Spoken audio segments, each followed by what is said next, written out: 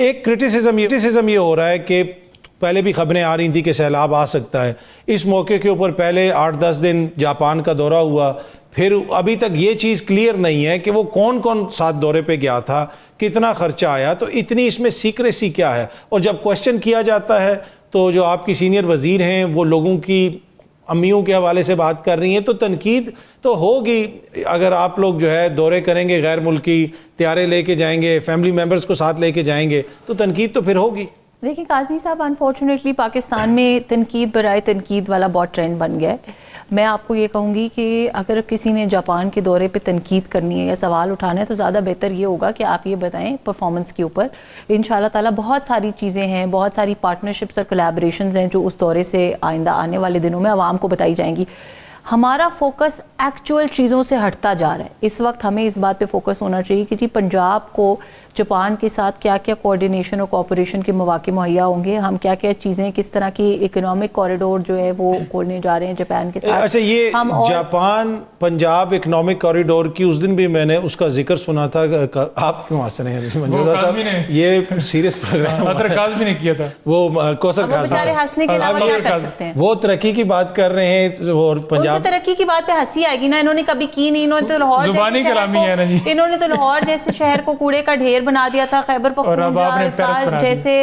पेशावर को city of lights को भी वहां पे पूरा शहर खोद के रख दिया। इनको तरक्की की बातें मैं आऊंगा आपके पास, आप प्लीज 2 मिनट हंसे ना और मुझे जरा आप बताएं कि ये जो पंजाब जापान इकोनॉमिक कॉरिडोर है इसमें क्या है, क्या देखिए मैंने आपको पहले ये कहा, खैर मैंने तो ये वर्ड नहीं यूज किया, वो तो अभी that is for the government to decide कि उसको क्या नेम करते। देन अगेन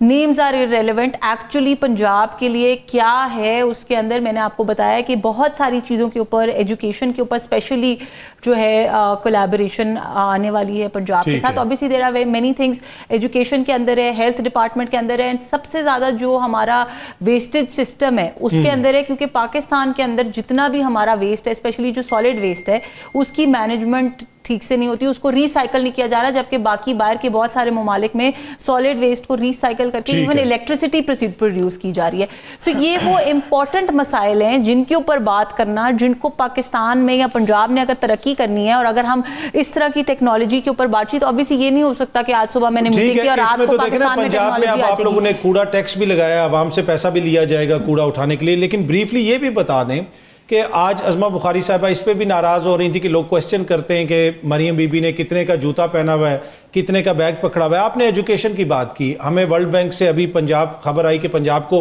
$47 मिलियन मिलेंगे, क्योंकि पंजाब में पाकिस्तान में सबसे ज़्यादा बच्चे इस वक्त स्कूल से बाहर हैं। 1 करोड़ बच्चा गुर्बत है, लेकिन उसी सूबे की अगर वज़ीर आला चंद लाख का अगर उसने जूता पहना होगा, बैग उठाया होगा, आप समझती हैं कि ये राइट मैसेज जाता है कि एक तरफ आप बाहर जाके लोगों से पैसे भी मांगें, उनसे इन्वेस्टमेंट की बात भी करें और अपने मुल्क की गुर्बत का भी बताएं, और खुद आपने लाखों रुपए के कपड़े पहने हो? काज़मी साहब देखिए, मैं समझती हूँ specially being a woman in politics my self, this is very concerning कि आवाम की या आपकी या किसी की भी कंसर्न ये है कि मेरे जूते की प्राइस क्या है या मेरे बैग की प्राइस क्या है। आपका एक्चुअल कंसर्न ये होना चाहिए कि मेरी performance as a public representative क्या है, और उसके अंदर मैं आपकी बात को मैटर कि यू आर अ मैन और a woman, even if you are a man and you are wearing 10 lakh का जूता और आप लोगों को उनको रिप्रेजेंट कर रहे हैं जो 35 रुपए का नान नहीं खरीद सकते। आप मुझे एक्सप्लेन करने दें। देखें, अगर तो ये कहा जाए, अगर तो आपका सवाल ये होता कि मरियम नवाज साहिबा ने अपनी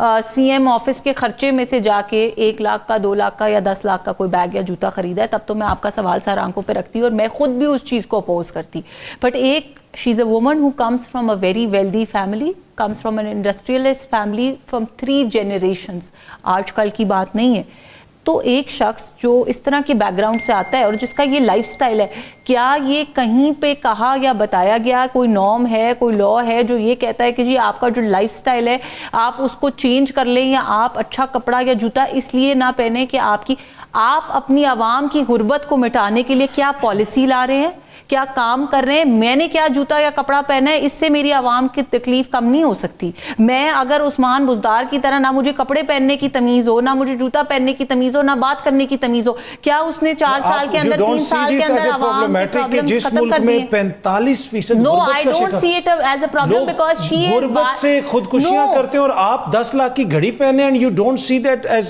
ए problem, and you at the same time you claim that कि आप हुकूमत नहीं, आप ये भी क्लेम करें फ्रॉम हर ओन मनी, पर मसला ये है कि she is not doing her own business, वो लोगों को रिप्रेजेंट कर रही हैं। Father's money. मेरा पर बाप वो अगर लोगों मुझे 1 करोड़ रुपए की घड़ी भी गिफ्ट करे तो क्या आप मेरे पे ये सवाल उठाएंगे कि जी आप अवाम की या पंजाब की रिप्रेजेंटेटिव हैं, आपने पर जब आप पूरी दुनिया में जाके लोगों से ग्रांट मांगते हैं, वर्ल्ड बैंक से आप $47 मिलियन ले रहे हैं कि हमारे बच्चों के पास पैसे नहीं है, तो भाई और एट द सेम टाइम आपने घड़ी पहनी हो लाखों रुपए की। $47 मिलियन का बैग उन्होंने उठाया था, पहली बात। नहीं, और दूसरी बात वो कह रहा हूं कि जो ग्रांट की बात कर रहा हूं, मैं आपको ये बता रही हूँ, $47 मिलियन और चंद $100 में बड़ा फर्क है, पहली बात ये। नहीं, मैं तो ग्रांट की बात कर रहा हूं कि हम वर्ल्ड बैंक से ग्रांट ले रहे हैं, हम इतनी गरीब मुल्क है कि 45% गुर्बत का शिकार हैं, तो क्या आपको कोई प्रॉब्लम नहीं लगती कि अवाम का नुमाइंदा उसकी अवाम से कितना बड़ा डिस्कनेक्ट है? दिए हुए पैसे से अगर कोई चीज पहनता ओढ़ता है, if anything we should be proud of the fact that we have a well groomed chief minister, chief executive of the largest province, जो अच्छी तरह से रिप्रेजेंट कर रहा है आपको, अच्छा पहनता है, अच्छा ओढ़ता है, बाहर के ममालिक में जाके किसी से बात करता है, तो आपके मुल्क का सर्फ। मुझे आप ये बताएं कि इनका मुसल्लत शुदा आपके मुताबिक सादा कपड़े पहनने वाला जो वजीर आला था, उस्मान बुज़दार, जाके किसी बाहर के मुल्क में आपके पाकिस्तान को रिप्रेजेंट कर सकता था? वो तो पाकिस्तान के अंदर रिप्रेजेंट नहीं कर सकता था। उन्होंने जब वो, आपने देखा होगा कि उन्होंने वो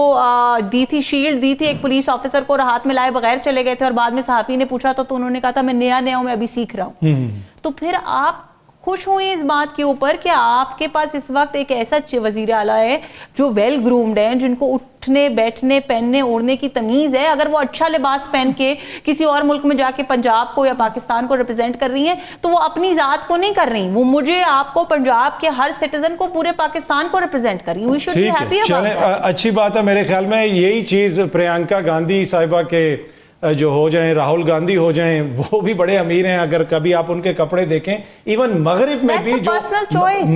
मगरिब में भी जो हुक्मरान होते हैं ना, वो भी कभी इस तरह अपनी जो उनकी आसूदगी होती है इस तरह जाहिर नहीं करते, क्योंकि उनको पता है कि जिनको हम रिप्रेजेंट कर रहे हैं उनकी कितनी मुश्किलात हैं।